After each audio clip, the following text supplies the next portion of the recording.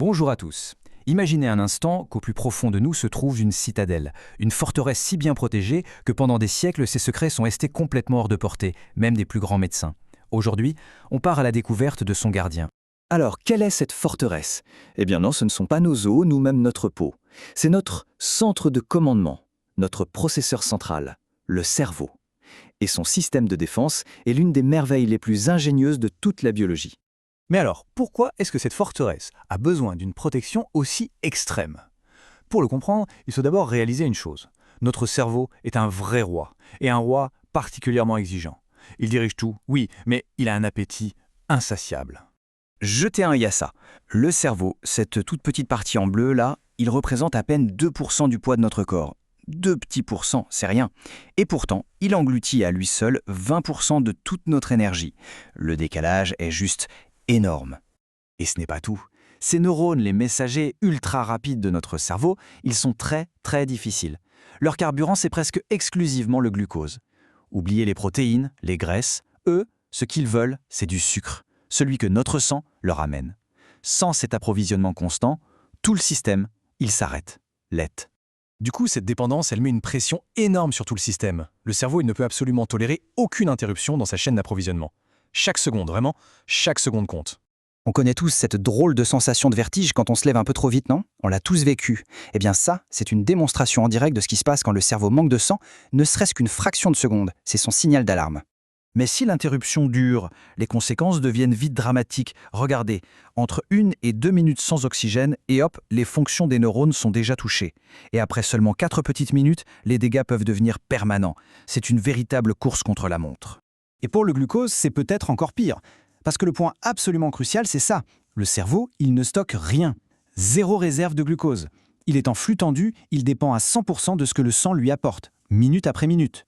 Alors forcément, si le taux de sucre chute, on retrouve les mêmes symptômes, vertige, confusion, et dans les cas les plus graves, ça peut aller jusqu'au coma. Alors face à cet organe si puissant mais en même temps si fragile, comment le corps fait-il pour le protéger? Eh bien, il a construit un gardien, une barrière d'une efficacité redoutable. On l'appelle la barrière hémato-encéphalique ou BHE pour les intimes. Pour bien comprendre, il faut imaginer que les vaisseaux sanguins du cerveau ne sont pas des tuyaux un peu poreux, comme ailleurs dans le corps. Non, ce sont des véritables murailles.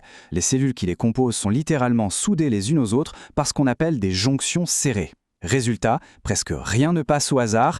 Et le plus fascinant, c'est que cette forteresse a ses propres architectes en chef. Ce sont des cellules en forme d'étoile, on les appelle les astrocytes. Elles viennent s'enrouler tout autour des capillaires, et leur rôle n'est pas juste de surveiller, non, elles ordonnent activement aux cellules de la barrière de rester bien scellées. On pourrait dire que ce sont les gardiens des gardiens. Mais attention, cette barrière n'est pas juste un mur infranchissable. C'est bien plus intelligent que ça. C'est un poste de contrôle, un douanier d'une précision incroyable, avec une liste très stricte de qui a le droit d'entrer et qui doit rester dehors. Alors, qui est sur la liste VIP? L'oxygène, l'eau, évidemment. Le glucose, lui, a besoin d'une sorte d'escorte privée pour pouvoir passer. Et, chose assez surprenante, des substances comme l'alcool ou la caféine arrivent à se faufiler. Mais de l'autre côté, pour les grosses molécules comme les protéines, pour la plupart des antibiotiques et pour les toxines, là, la porte est fermée à double tour. Et c'est précisément là qu'on touche au grand paradoxe de cette barrière. Ce gardien, qui est si efficace pour nous protéger de tous les dangers extérieurs, il devient un obstacle quasi infranchissable quand le cerveau, lui, est malade. La question devient alors, comment on fait passer un médicament à travers une forteresse conçue spécifiquement pour ne rien laisser entrer? Pendant des dizaines d'années, ça a été un vrai casse-tête pour les médecins. Mais la science, à force de persévérance, a fini par trouver une ruse. Une astuce absolument géniale pour tromper le gardien et ouvrir les portes. Juste le temps nécessaire. Et la technique est aussi simple que brillante. Suivez bien. Étape 1, on prend le médicament et on le mélange dans une solution de sucre, mais très concentrée. Étape 2, on injecte cette solution sucrée dans le sang. Quand elle arrive près du cerveau, il se passe un truc. Étape 3, à cause d'un phénomène qu'on appelle la pression osmotique, cette forte dose de sucre va littéralement aspirer l'eau contenue dans les cellules de la barrière. Ces cellules vont donc se contracter, se ratatiner un peu comme un fruit qui sèche. Et c'est ça, l'étape 4. En se contractant, elles ouvrent temporairement les fameuses jonctions serrées. Une brèche se crée juste assez longtemps pour que le médicament puisse enfin passer et atteindre sa cible dans le cerveau. Cette technique, c'est une véritable révolution. Elle ouvre des portes incroyables pour traiter des maladies comme les tumeurs cérébrales, Alzheimer et bien d'autres pathologies neurologiques. La clé de la forteresse la mieux gardée de notre corps est maintenant entre les mains de la médecine.